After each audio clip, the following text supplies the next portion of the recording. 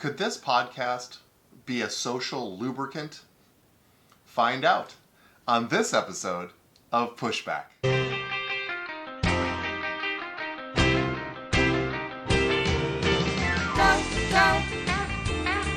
Jonny, go, go. Go, Jonny, go, go. Go, Jonny, go, go. If you're concerned about the direction our culture is heading, then maybe it's time to push back.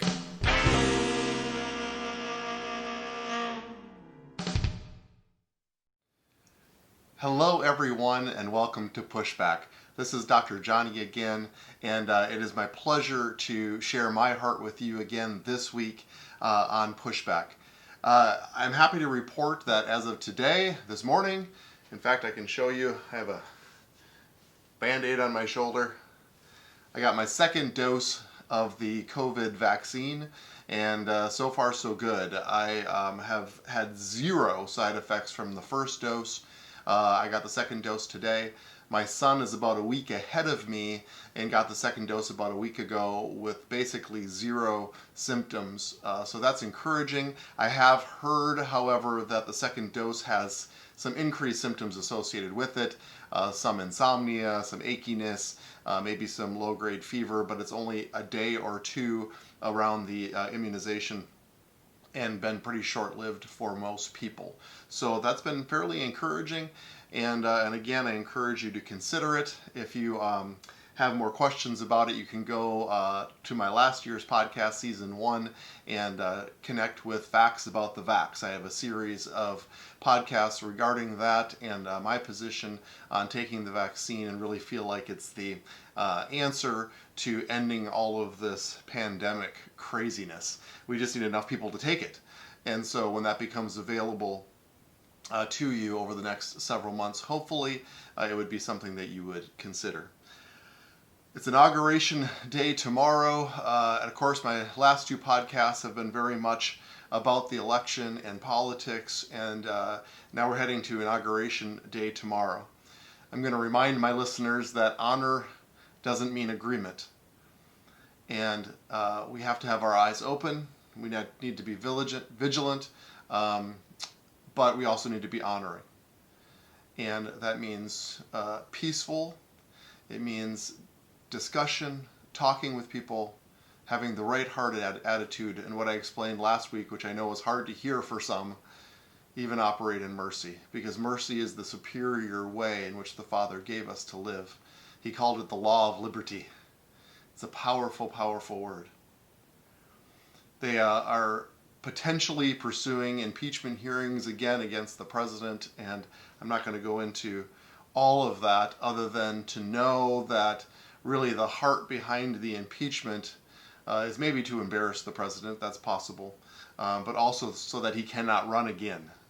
It would probably be the Democrats' worst nightmare if Donald Trump decided to run again.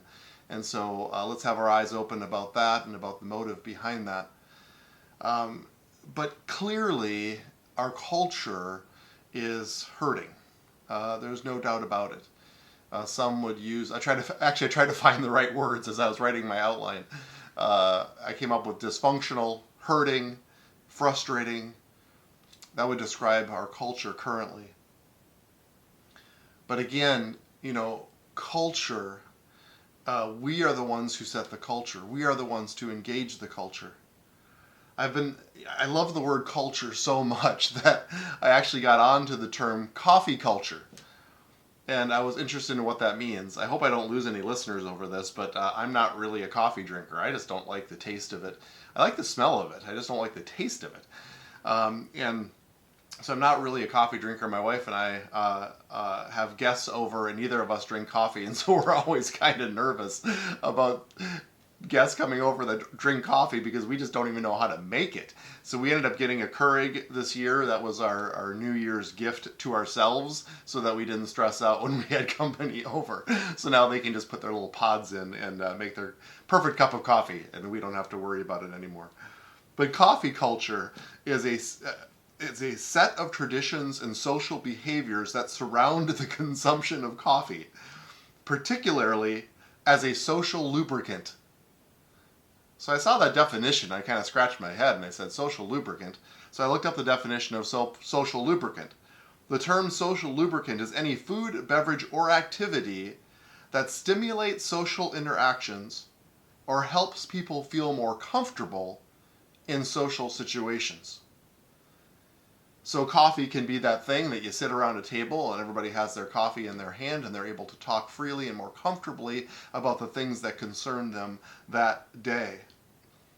Well, I have had some increased listeners, quite a few increased listeners, especially over the last couple months, and I'm super grateful for that. And I'm super encouraged by that momentum.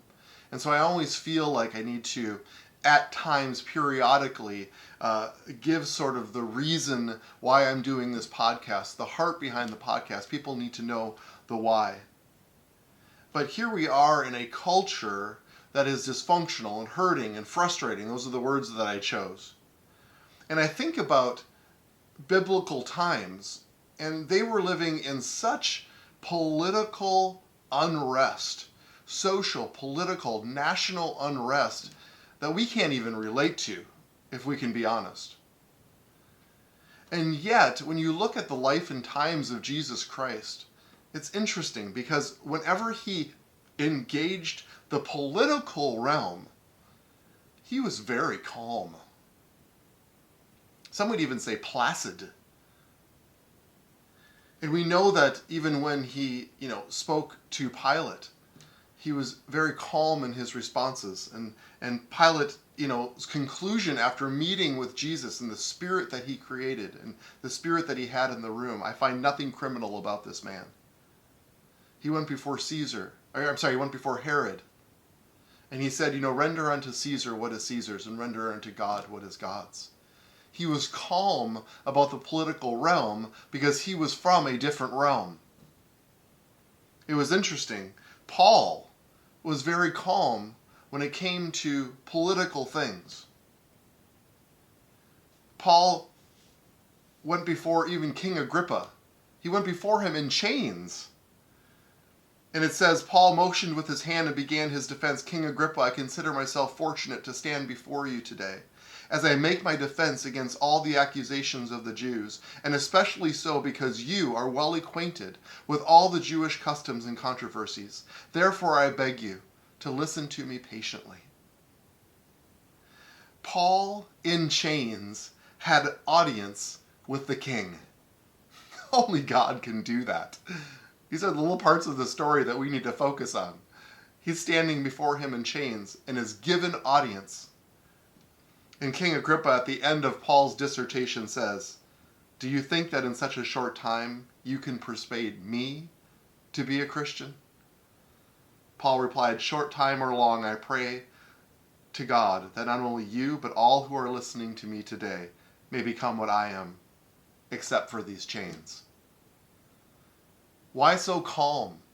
Why so persuasive? See, Jesus was calm and persuasive. The only time, Jesus did get ruffled. Jesus did get angry. Jesus did get agitated.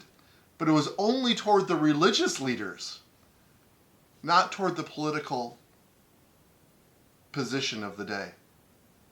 It's interesting. Toward the religious leaders, he called them brood of vipers and whitewashed sepulchres. Beautiful on the outside, but inside dead man's bones. He tipped over the tables in the temple when they were selling their goods. He became ruffled and angry towards the religious leaders of the time, but not so much toward the political leaders of the time. So remember, and I've given you this definition before, culture, the sum total ways of living built up by a group of human beings and transmitted from one generation to another. So why was Jesus, why was Paul so calm, so persuasive? It's because of Isaiah 55, 8 through 9. For my thoughts are not your thoughts, neither are your ways my ways, declares the Lord. As the heavens are higher than the earth, so are my ways higher than your ways, and my thoughts than your thoughts. Culture, the sum total ways of living. The Lord, his ways are higher than our ways. Paul, Jesus, they were calm because they were part of a higher culture, a superior culture. I can sit on this podcast and I can confidently declare to you that the Lord's culture is a higher culture, a superior culture. And those of you who believe me, who believe in Christianity and believe in the Bible, can confidently say that. The Lord's culture is higher than our culture, and his ways are superior to our ways. This isn't my culture, this isn't Paul's culture, this is the Lord's culture. So like Jesus, if we need to be angry, let's be angry at religious leaders, which of course is all of us part of his kingdom, who know the higher way, but because of a religious spirit, we become inward. We say all the right things, we're whitewashed on the outside, but we do nothing for his kingdom here on the earth. So because of my new listeners, because of a new season, I want to give you the why of my podcast. It's about culture. It's about the culture of the kingdom and the culture of the country that I love. One time my brother, when I was starting ministry, told me that I need to write a mission statement. And my experience with mission statements were a lot of eye rolling. I would be on a hospital meeting and they'd have out the marker board and they said, let's brainstorm about the culture of our hospital. And we would say, to help people. And they would write help people on the board. And they would say, so that we can give caring service. They write it on the board. And I would sort of internally roll my eyes because it's like, well, duh. People know what our culture is, what our mission statement is. So I listened to him, and for our ministry, I wrote a mission statement, a vision statement, a purpose statement. And I will testify to you today that it was the best thing that I ever did. And my brother explained the importance of it to me because he said, people will try to steer you away from the reason that you're doing what you're doing. And when there is a temptation, when there is a pull to pull you away from the original topic, the reason that you exist, the reason you're doing what you're doing, you can simply point to something. No, this doesn't line up with my mission. Well, the mission of this podcast is culture, about engaging culture. The mission statement, if you're concerned about the direction our culture is heading, then maybe it's time to push back. We are not helpless victims of the culture, but we shape the culture. It's those phrases and those lines that drive me every week to give this podcast and hopefully compels you to listen and to engage. See, we have a choice. We can have a hiding mentality. We can start digging in the bunker and hiding underground, or we can engage. And to engage means the public square. It's the public square. It's about being visible. It's about perpetuating the culture that he gave us to carry here on this earth. And maybe even more important than the public square is the dining room table. The dining room table. Because as family goes, so goes the culture. It goes back to Genesis 1:28. Genesis 1:28 says, "Be fruitful, multiply, fill the earth and subdue it." I feel like this was the first Great Commission. It was the first Great Commission given to family. Adam and Eve were given a culture. They were to tend and to keep it. And it was the Garden of Eden. Their children then were supposed to reproduce the culture of Eden over the face of the earth. It was a mandate given to family. And so when we sit around the dining room table and we have our sharing of our ideas, the thoughts of the day, even political discussions, even social discussions, as we talk about dating and life and family and the interactions in our jobs and the things that we do, it's all part of culture. And culture is created in the hearts of our children. as we speak to them, so they know what is culture, what is healthy culture, and they know what is countercultural. That is our role. And as we gather and grow and cultivate strong, healthy families, it is those families then that engage the culture and enter into all aspects of society to bring kingdom culture and to expand his kingdom here on this earth. You will be amazed at what your kids absorb by simply listening to you talk about culture. Having them answer questions. What would you do in this situation? Engage their minds, engage their souls, engage their spirits in the conversation of the day so that their minds aren't dulled, that their spirits aren't active, and that their spirits and that their souls are engaged. Culture. The sum total ways of living built up by a group of human beings and transmitted from one generation to another. So there's coffee culture, and coffee is used as a social lubricant. The term social lubricant, remember, is any food, beverage, or activity that stimulates social interactions or helps people feel more comfortable in social situations.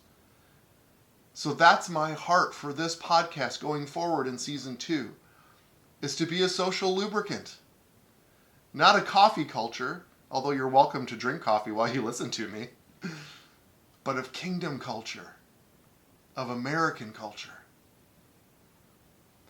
I want our social lubricants to be honor, respect, mercy, compassion. See, people always will know when you are sincere and you are caring. And when you are sincere and caring and you activate the culture in the realm of honor, you will be heard, just like Paul.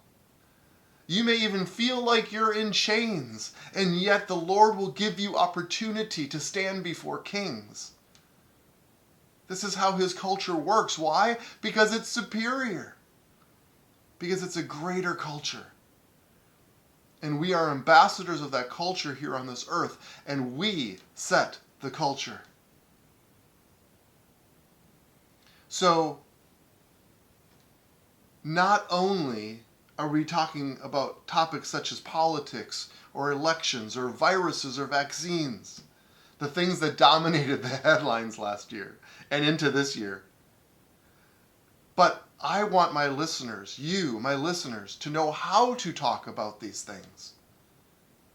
Even if you disagree with me, the ability to engage culture, the ability to be able to talk about this with culture so that you can be heard, so that doors can be opened, and so that people of influence, who are the people of influence?